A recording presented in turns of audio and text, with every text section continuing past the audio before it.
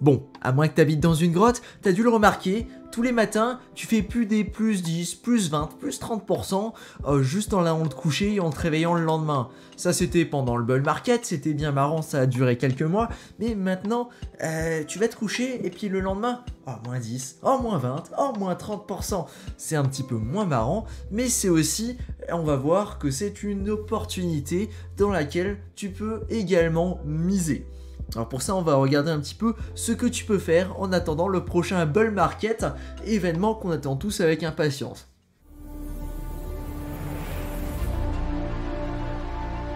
Attention, spoiler.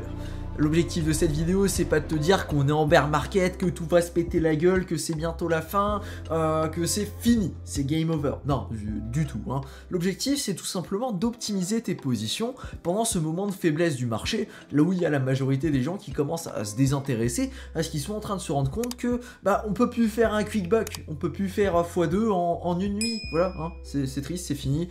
Les cryptos, c'est mort. Non, nous, on est là, nous, on est grounded, nous, on sait que la technologie n'a pas bougé d'un poil, contrairement à ce que plein de gens peuvent penser. La technologie est toujours là, elle est toujours fonctionnelle, les cryptos ne vont aller nulle part, elles seront toujours là durant le prochain bull run, et encore celui d'après, et encore celui d'après. Les crypto-monnaies, j'en suis convaincu, c'est une technologie d'avenir.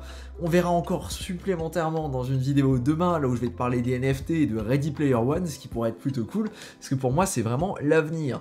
Peut-être que j'ai une vision trop optimiste à long terme, peut-être, hein, je ne dis pas, je ne critique pas, mais en tout cas, ce que je peux te garantir, c'est que les crypto-monnaies, ça va aller nulle part dans les prochaines années, c'est là pour rester. Alors on va regarder 5 stratégies, 5 choses que tu peux faire en ce moment, malgré le fait que les cours ne bougent pas trop, hein, mais que tu peux quand même faire et qui sont des bonnes opportunités dans lesquelles tu peux t'arranger pour investir. La première, c'est de s'amuser à chercher de nouveaux projets. Alors tu dois te dire, d'accord, ok, et bien justement les projets qui sont en train de construire maintenant, ce sont les projets, ou alors les projets qui ont subi de plein fouet les moins 50%, si c'est pas plus que moins 50% pour la majorité des projets. Je vais te dire, il y a pas mal de projets dans lesquels j'avais investi qui se sont pris à moins 80% et ils n'ont pas encore fini de descendre, crois-moi, ça va descendre bien plus bas. Et ben ces projets-là, s'ils sont encore en train de continuer de construire derrière, de rajouter de la valeur, d'aller plus loin, de faire du marketing, d'aller chercher des gens, de construire des idées, tout ce type de choses-là, eh bien ce sont des projets en or. La majorité des projets en fait qui là se sont pris le gros coup de moins 50, moins 60, moins 70%, la majorité en fait, les développeurs se sont juste taillés, hein. On va pas se mentir, les gars ils ont vu moins 50, moins 60, moins 70, ok hop, on saute du bateau, on laisse les gens qui sont encore dessus vers l'iceberg, tac, ils vont se faire emmerder, ils vont être bloqués, nous on se taille, on n'a plus rien à faire avec tout ça.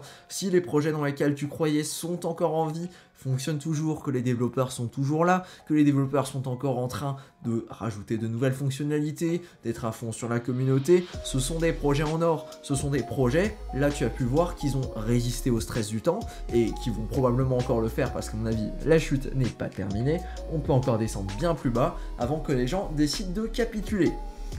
Mais bon, ça c'est le débat pour une autre vidéo, il n'y a pas de souci là-dessus. Concrètement, cherche de nouveaux projets, des petits projets qui viennent d'éclore il n'y a pas longtemps, ou alors qui ont pris un gros choc pendant ce qui s'est passé là, pendant le dernier, je veux pas dire le bear market, mais pendant la grosse chute qu'on a eue là, eh bien, arrange-toi pour rentrer dans ces projets, je pense que c'est une bonne opportunité de le faire là maintenant. Peut-être qu'on va avoir de la volatilité qui va venir dans les mois ou dans les semaines à venir, qu'on peut descendre plus bas, c'est clair, mais c'est toujours une opportunité d'acheter et une opportunité d'acheter à un prix plus bas que ce qu'on avait il y a quelques mois.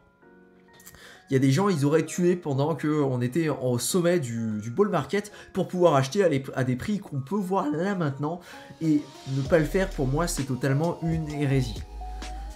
Continue d'investir un petit peu tous les mois, tu t'arranges. Ce que je dis bien sûr, ce ne sont pas des conseils financiers, c'est ce que je fais moi. J'investis tous les mois un petit peu.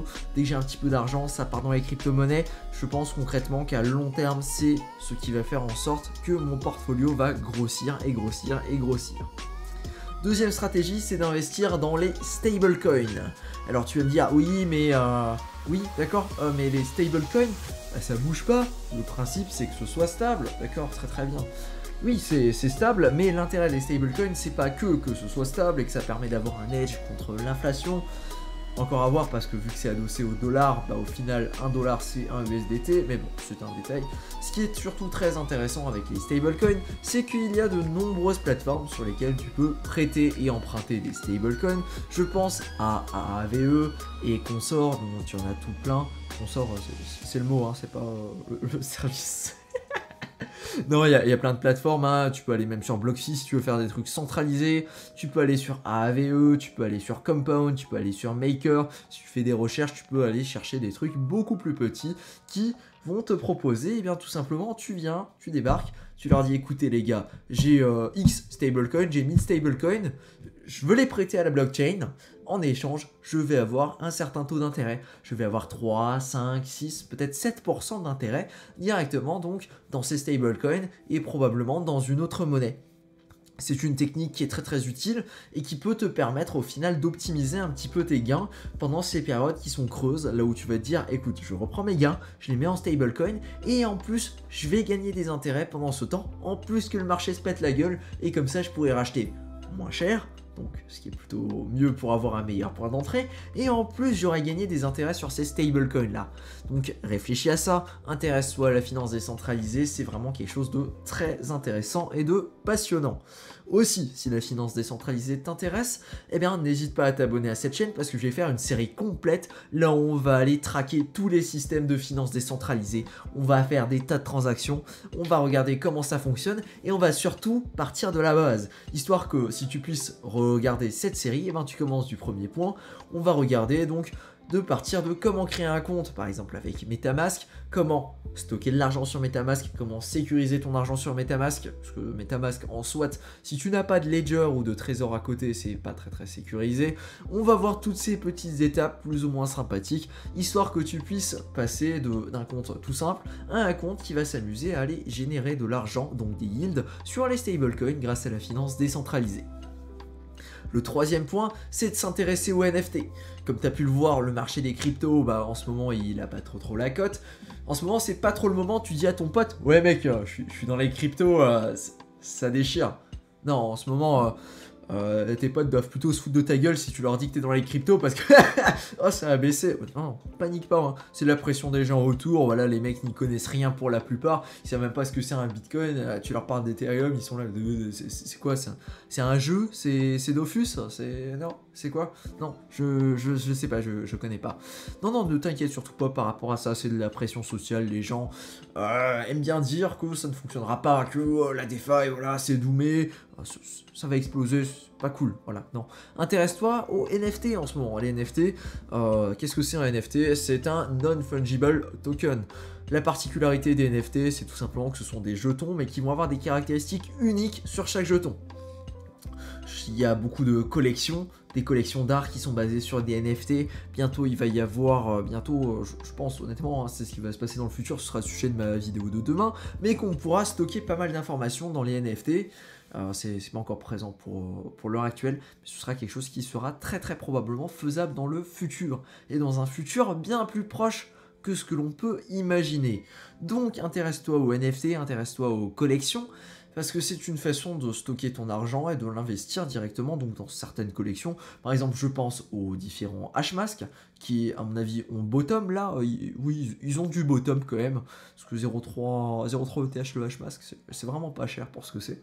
Au Hashmask, au CryptoPunk, au Bored Ape Yacht Club, au Wicked Cranium et compagnie. Il y en a tout plein des nouvelles collections qui se créent quasiment tous les jours. Si tu es déterminé, eh bien c'est là qu'on passe au quatrième point. Tu peux également développer ton propre projet.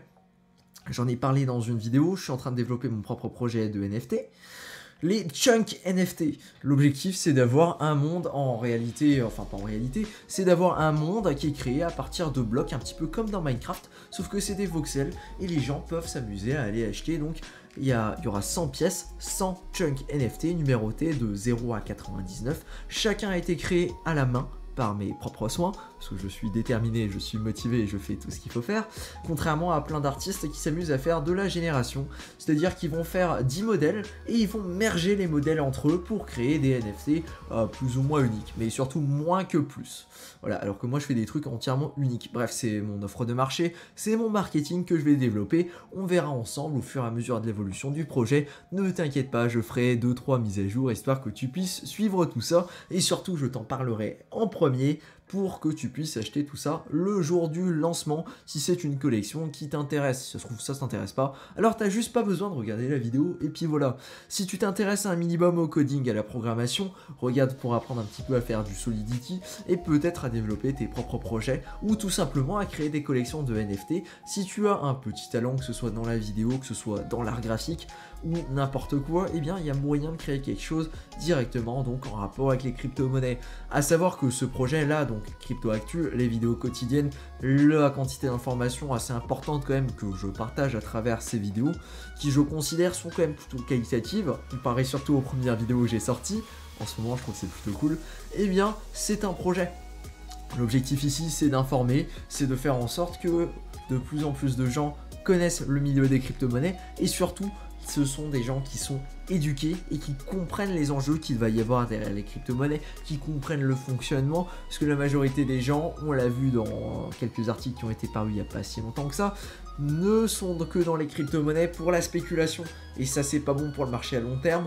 Mon objectif à moi, c'est vraiment que les gens qui regardent cette chaîne soient capables de différencier les mêmes coins, les coins qui vont avoir de la valeur dans le futur, les coins, les différents projets qui sont extrêmement intéressants et qui ont vraiment un edge par rapport à la concurrence, qui vont donc proposer des modèles un petit peu uniques, des modèles un petit peu spécifiques, qui peuvent avoir un véritable avantage dans le futur et qui peuvent se positionner un petit peu comme concurrence à des services comme les services qu'on utilise actuellement. Je pense qu'à terme, il y aura un Netflix qui sera directement dans la blockchain. Le Web 3.0, c'est pas pour rien, hein, qu'on soit clair là-dessus. Je pense également qu'on aura un Google Drive, il y a Filecoin qui est en train de se positionner là-dessus, directement dans la blockchain. C'est quelque chose qui va venir. Pareil pour un Uber, pareil pour un Airbnb et compagnie. Ce sont des projets qui vont venir au bout d'un moment et sur lesquels on peut déjà tabler là maintenant tout de suite. Et crois-moi que quand tu enlèves le middleman, t'inquiète pas que tout le monde est plus content. Alors bon, soit tu veux parier contre la technologie, soit tu paries avec la technologie, mais ce qu'on sait sur ces dernières années, c'est que la technologie a toujours gagné. Je te laisse prendre tes choix en âme et conscience, c'est toujours le moment de faire tes recherches, c'est toujours le moment de t'intéresser aux différents projets dans la crypto-monnaie. Suite à ça, on peut enfin passer au 5e point, c'est qu'on est dans une phase d'accumulation. Hein. L'objectif là, c'est vu qu'on est en train de descendre, c'est d'accumuler des coins pour en obtenir un maximum pour quand on va avoir le prochain bull run, que les sommes que tu as accumulées puissent totalement exploser. C'est pas bien compliqué, on fait du dollar cost averaging sur cette chaîne. Le dollar cost averaging, qu'est-ce que c'est? C'est tout simple, c'est dès que tu reçois un petit peu d'argent, tu mets un pourcentage de cette somme d'argent que tu as reçue directement dans les crypto-monnaies. Peu importe le prix, tu vas t'arranger pour te positionner parce qu'au final tu sais que si tu fais ça tous les mois, toutes les semaines, toutes les 2 semaines, tu vas avoir un prix d'entrée qui va être plus ou moins lissé, ce qui va te permettre d'avoir donc une entrée qui est plutôt confortable par rapport aux gens qui commencent à rentrer quand on est à 50, 60K et qui vont all-in.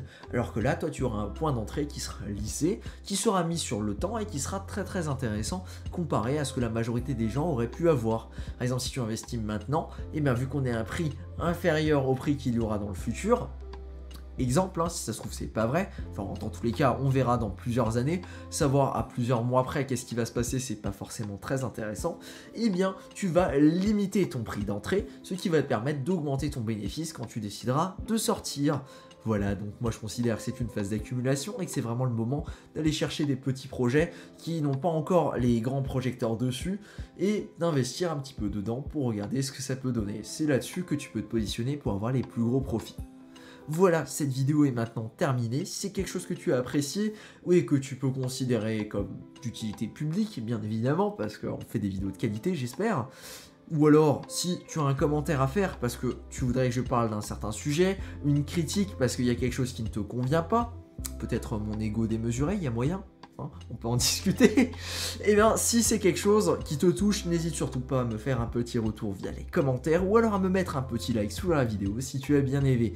ça permet de pousser la vidéo vers le haut et surtout ça permet d'informer la majorité des gens sur les crypto-monnaies parce que des gens informés ne prennent pas des décisions émotionnelles sur une baisse des crypto-monnaies et donc c'est très bon pour le long terme, pour toi et pour moi. En tout cas, si c'est le cas, si ça t'intéresse, n'hésite pas à t'abonner et à faire sonner la cloche.